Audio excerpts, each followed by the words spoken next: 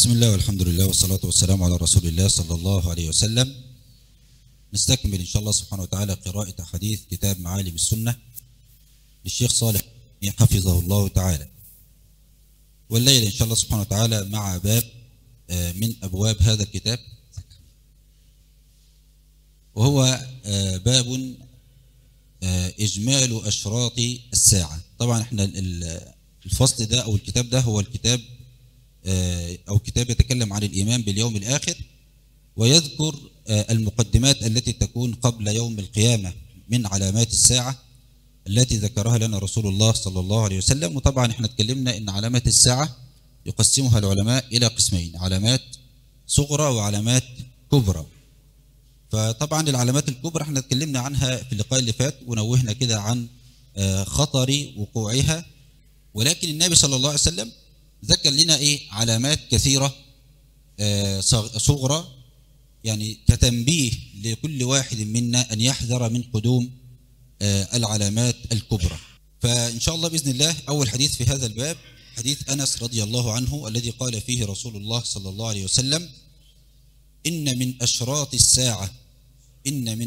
الساعة أن يرفع العلم ويكثر الجهل ويكثر الزنا والعياذ بالله، ويكثر شرب الخمر، ويقل الرجال ويكثر النساء، حتى يكون ل50 امرأة القيم الواحد.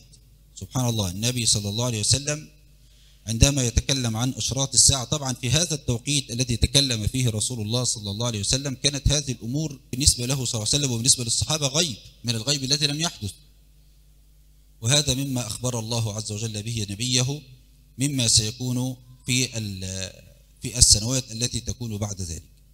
فهنا النبي صلى الله عليه وسلم يقول: إن من أشراط الساعة. أشراط يعني علامات. إن من علامات الساعة أن يرفع العلم.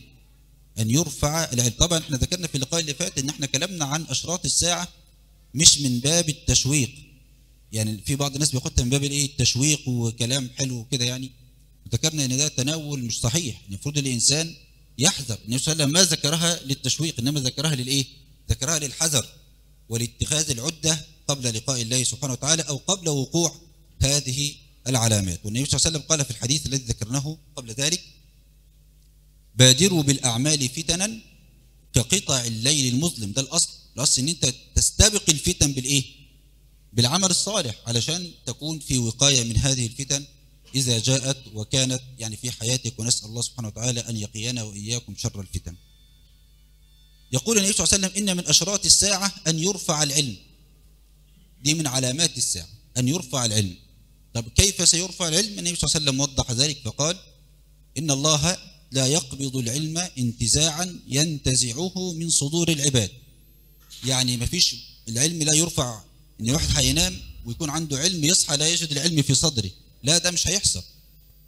امال كيف يرفع؟ قال: إن الله لا يقبض العلم انتزاعا ينتزعه من صدور العباد، وإنما يقبض العلم بقبض العلماء. يقبض العلم بقبض العلماء. وطبعا العلماء المقصودون هنا العلماء الصالحين، العلماء اللي هم أهل الصلاح وأهل التقوى، مش علماء السوء. لأن النبي صلى الله عليه وسلم أخبر في حديث آخر إن هيكون في ناس دعاء على أبواب جهنم، دعاء على أبواب جهنم، ودول الناس اللي هم هيحرفوا هدي النبي صلى الله عليه وسلم. النبي صلى الله عليه وسلم قال: يهدون بغير هدي يخالفون ما جاء عن النبي صلى الله عليه وسلم. فأنا عايزك كده تتصور معايا مسألة رفع العلم دي هتكون إزاي. المسألة الأولى أن يقبض الله عز وجل العلماء الصالحين، دي مسألة. المسألة الثانية أن يكثر علماء السوء، أن يكثر علماء السوء يهدون بغير هدي النبي صلى الله عليه وسلم. طيب النبي صلى الله عليه وسلم يقول: حتى إذا لم يبق عالما، وفي رواية أخرى: حتى إذا لم يبقى عالم، حتى إذا لم يبقى عالم اتخذ الناس رؤوسا جهالا فسئلوا فأفتوا بغير علم فضلوا وأضلوا. دي من علامات من علامات قرب قيام الساعة، إن العلماء الصالحين يقلوا في الأمة ويكثر علماء السوء. الأمر الثاني إن الناس هتتخذ رؤوس جهال. رؤوس جهال يعني إيه؟ يعني هنسأله فلان الفلاني، فلان الفلاني ده جاهل أصلا، جاهل بأمر الله وأمر رسوله صلى الله عليه وسلم، فيفتي بغير يفتي بغير علم، فيضل الناس كثيرا وهو يضل عن طريق الله سبحانه وتعالى. أن يرفع العلم. أن يرفع الإيه؟ أن يرفع العلم. مسألة رفع العلم ديت مسألة المفروض الإنسان يقف معاها ويفكر فيها ويركز. ليه؟ لأن أنت واحد من اتنين. أنت واحد من إيه؟ من اتنين. يا إما تكون إنسان مشغول بتعلم أمر دينك، فأنت كده هتكون من الناس اللي بتحافظ على بقاء الإيه؟ على بقاء العلم. أو أن أنت تكون من اللي هو لا يعرفون شيئا عن أمر دينهم، فتدخل في الحديث والجملة التي بعدها النبي صلى الله عليه وسلم قال ويكثر الإيه؟ الجهل. وسبحان الله، أنت لو نظرت في حال هذه الأمة الآن أو حال أغلب الناس، امشي كده في الشارع مشي عشوائي واسأل عن بعض أمور الدين الواجبة. اسأل عن بعض أمور الدين الإيه؟ الواجبة. يعني شوف أنت كده ممكن أصلا ما تعرفش تعد على صوابعك ناس تجيبك إجابات إيه؟ إجابات صحيحة. طب ده بسبب إيه؟ بسبب إن العلم رفع. العلم رفع، يعني قل وجود العلماء الصالحين، دي واحدة. الأمر الثاني إن الناس ما عادش مشغولة بتعلم الإيه؟ ما عادش مشغولة بتعلم العلم، ودي مسألة مصيبة. إن يكثر الجهل بالله سبحانه وتعالى. ومسألة الجهل دي تشمل الجهل في العقائد والجهل في الإيه؟ الجهل في الأحكام الفقهية يعني. فسبحان الله، النبي صلى الله عليه وسلم كأنه يصف هذا الزمان الذي نعيش فيه. إحنا الآن قل العلماء الربانيون في الأمة، وفي نفس التوقيت انتشر الجهل بشكل رهيب بسبب انشغال الناس بإيه؟ بالدنيا. يبقى عنده وقت لكل شيء خاص بشغله، ومش عارف يفضي النص ساعة من يومه أو نص ساعة يعني في الأسبوع حتى يتعلم فيها أمر الله سبحانه وتعالى وأمر رسوله. مشكلة كبيرة دي. فينتشر الجهل تدريجيا حتى يعني تنشأ أجيال لا تعرف عن الله شيئا، وده من انتشار الإيه؟ وده من انتشار الجهل، ولا حول ولا قوة إلا بالله. فالأيام اللي احنا فيها ديت سبحان الله، يعني كما سنذكر تقريبا كل ما ذكره رسول الله صلى الله عليه وسلم من العلامات الصغرى نحن نعيشه الآن تقريبا يعني. فده بيدلنا على قرب قيام الساعة، على قرب الإيه؟ وقوع الأشراط الكبرى. يبقى أول شيء أن يرفع العلم ويكثر الجهل. اللي داخله دي خطر والله. قال ويكثر الزنا. ويكثر الزنا والعياذ بالله. يعني آخر إحصائية معمولة إن عدد المواقع الإباحية، أنا ما بحبش أسميها مواقع إباحية، بحب أسميها مواقع الزنا. أصل كلمة إباحية دي تحسسك إن الموضوع إيه؟ الموضوع بسيط، مش بنفس شدة كلمة الإيه؟ الزنا. يعني أنت مثلا لما تقول لواحد يا أخي إيه؟ تعالى اسمعوا مقطع إباحي، ولا تعالى لما تقول لواحد تعالى اسمعوا مقطع زنا. شوف الكلمة لها وقع في النفس، فهم بيروجوها على أساس إن المواقع الإيه؟ الإباحية، علشان يخففوا من وطأة الإيه؟ من وطأة الأمر. فآخر إحصائية قرأتها لعدد المواقع الإباحية في العالم أكثر من 40 مليون موقع. 40 مليون موقع إباحي. الموقع الواحد طبعا كده إيه؟ هتستبدل كلمة إباحي بإيه؟ 40 مليون موقع إيه؟ زنا. طب عدد الأفلام اللي فيها مثلا أو المقاطع اللي فيها دي يعني صعب إن أنت تحصرها. ملايين، كل موقع فيه آلاف مئات الآلاف من الإيه؟ من مقاطع الزنا والعياذ بالله. ده من انتشار الزنا والعياذ بالله. وللأسف يعني برضو من ضمن الإحصائيات إن في من العرب مشاركات قوية جدا في تصوير أفلام الزنا. طب ما هو ده زنا في الآخر. يبقى يكثر الإيه؟ يكثر الزنا والعياذ بالله. وهذا أمر واقع احنا عايشينه للأسف. قال صلى الله عليه وسلم ويكثر شرب الخمر. ويكثر شرب الخمر. وسبحان الله هذا وقع أيضا للأسف، يكثر شرب الخمر. النهاردة في بلاد المسلمين المحلات بتاعت الخمور دي مفتوحة عادي خالص، والناس بيروحوا يشتروا. طب شوف كده ليلة العيد عندي محلات مثلا بتاعت الخمور كده بتبقى عاملة ازاي؟ زحمة، ولا كأنهم بيشتروا عيش والعياذ بالله. بيشتروا والله زحمة، طوابير رجال ونساء. والكلام ده مش بعيد عننا، ده في بلاد قريبة مننا، ونسأل الله سبحانه وتعالى العافية. سبحان الله، يعني مش عايز نذكر أسماء محلات يعني، لكن الصور بتتصور كل وقفة عيد، ليلة الوقفة يعني أو ليلة العيد. سبحان الله بتجد طوابير من الناس بيشتروا خمور. النبي صلى الله عليه وسلم قال يكثر شرب الخمر. طب ده الخمرة اللي هي الخمرة اللي الناس عارفينها يعني. طب هم بيسموها إيه؟ النبي صلى الله عليه وسلم قال تشرب الخمر يسمونها بغير اسمها، في علامات من علامات إيه؟ آخر الزمان. هيسموها إيه؟ هيسموها بيرة، هيسموها ويسكي، هيسموها مثلا أي نوع من أنواع الإيه؟ أي اسم من مسميات الخمور. في الآخر اللي هتنشرب إيه؟ خمرة. وفي بعض الناس بيسموها إيه؟ يعني سين كده، يعني يقول إيه؟ مية. فاهم؟ إحنا رايحين مثلا سهرة وفيها إيه؟ ومشروبات روحيه مثلا. ولا وفي يعني في بعض الناس كده بيعملوا سين مع بعض كده، يقول لك مثلا والله احنا رايحين سهرين سهره وفيها ميه. للاسف الميه هنا المقصود بها ايه؟ المقصود بها الخمره والعياذ بالله.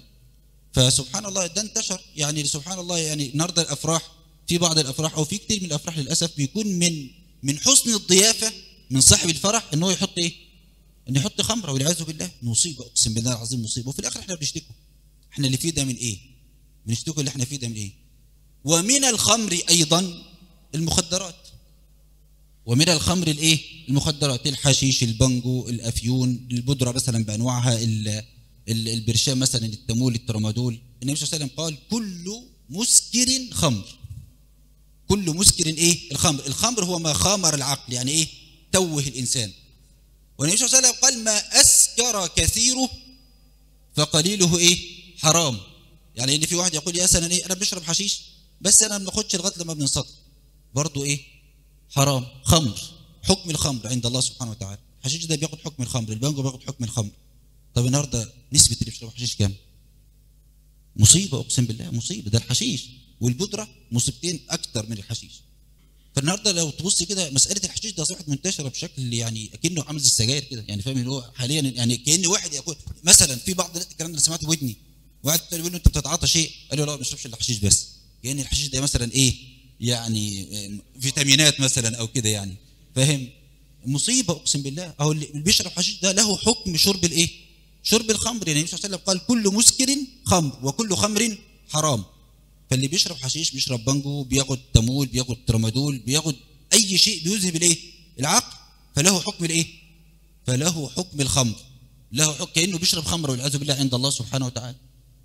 طيب يقول انا بنشرب بس ما بننسطلش، مثلا نفس او نفسين او شده او شدتين كده ايه، بس شيء كده يدور الدماغ يعني، برضه ايه؟ مصيبه. وكانه شرب الايه؟ شرب الخمر، فياخذ حكم الايه؟ ياخذ حكم الامر، ياخذ حكم الايه؟ الخمر. ما اسكر كثيره، يعني اللي بيشرب لغايه لما يتعمي، والناس بيسموه باللغه بتاعتهم ايه؟ بيشرب لما بيشبر، فاهم؟ او اللي بيشرب لغايه لما بيتعمي للاسف بياخد نفس حكم اللي بايه؟ او اللي بيشرب لغايه لما يتعمي هو اللي بيشرب شويه ايه؟ شويه صغيرين. ده حرام وده ايه؟ وده حرام. يبقى العبره مش بالايه؟ العبره مش ان في واحد يقول انا مثلا بنشرب بس بيبقى مصحصح، لا العبره مش هنا خالص.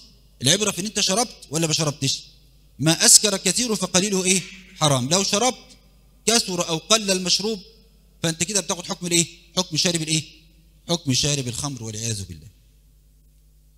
قال صلى الله عليه وسلم من العلامات ويقل الرجال ويكثر النساء. وده امر واقع ان نسبه الرجال للنساء، يعني نسبه النساء اكبر بكثير، او عدد النساء اكبر بكثير من الايه؟ من الرجال. كان في احصائيه قديمه في 2019 كانت بتقول ان في 2 مليار و200 مليون رجل في مقابل 5 مليار تقريبا و7 او 8، يعني 7 800 7 ايه 5 700 او 5 كام 800 انثى. ده من 2019. فالنبي صلى الله عليه وسلم يقول ايه؟ يقول ويقل الرجال ويكثر النساء. دي من علامات الايه؟ من علامات قرب قيام الساعه، وده واقع احنا عايشينه. يعني الاحصائيات حاليا الحديثه كلها بتقول ان عدد الايه؟ عدد النساء يفوق عدد الرجال بكثير جدا. وسبحان الله النبي صلى الله عليه وسلم يقول حتى يكون ل50 امرأة القيم الواحد، يعني هيوصل لغايه نسبه 1 لكم؟ 1 ل50. العلماء لما بيتكلموا عن الحديث ده قالوا وهذه العلامات فيها ضياع الدنيا والآخرة. قالوا فبرفع العلم وكثرة الجهل يضيع الدين. قالوا وبكثرة الزنا تضيع الأنساب. قالوا وبكثرة شرب الخمر يضيع العقل. سبحان الله، دي من الضروريات. قال وبقلة الرجال وبكثرة النساء تكثر الايه؟ تكثر الفتن تكثر الفتن. ونسأل الله سبحانه وتعالى أن يعيننا وإياكم على فعل ما يرضيه، لا سيما في هذه الأيام، لأن تقريبا احنا عايشين دول الكلام ده احنا عايشينه كله للأسف. فأنت لما تسمع كده ده يحملك على إيه؟ على أن أنت تشد حيلك شوية وتتمسك أكثر بحبل الله سبحانه وتعالى حتى تلقى الله عز وجل على ما يرضيه. النبي صلى الله عليه وسلم هيذكر حديث ثاني ويذكر فيه علامات أخرى من العلامات الصغرى إن ربنا سبحانه وتعالى قدر وأحيانا للأسبوع القادم هنتكلم عن شيء منها، ونسأل الله سبحانه وتعالى أن يقينا وإياكم الفتن جزاكم الله خيرا والحمد لله رب العالمين.